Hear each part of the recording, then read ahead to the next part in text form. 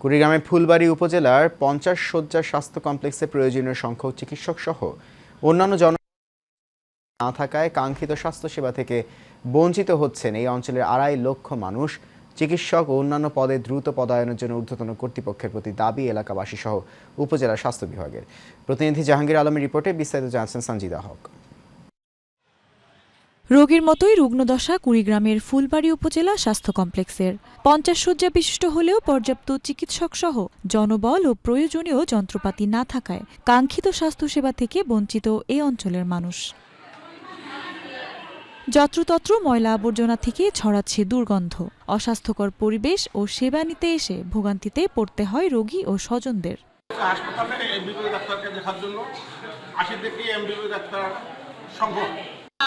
হাসপাতাল গরিব মানুষ, ডাক্তারও দেখবার বড় ডাক্তার বলে নাই, ডাক্তারের বলে শর্ট।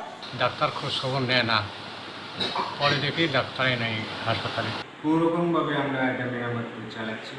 আসলে প্রয়োজন হলো আমাদের ডিজিটাল এক্সরে মেশিন, আর রুমটাকেও ডিজিটালের উপযুক্ত করে তৈরি করতে হবে এবং এখানে একটা এসি এবং ডিহিউমিডিফায়ার মেশিন হলে তাহলে ভালোভাবে সার্ভিস দেওয়া সম্ভব।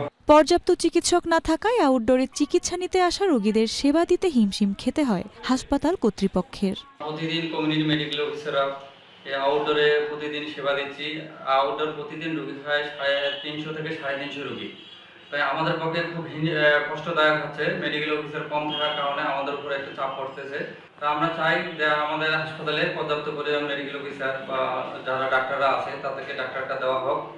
যদিও উপজেলা স্বাস্থ্য কর্মকর্তা জানান, হাসপাতালের নাজুক অবস্থা দূর করতে প্রয়োজনীয় উদ্যোগ নেবেন তারা।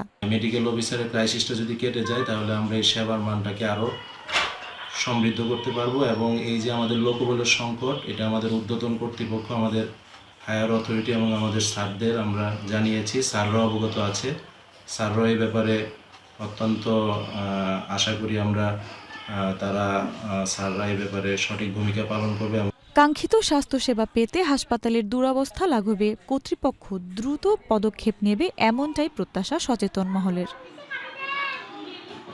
সঞ্জিদা হক, এশিয়ান টেলিভিশন।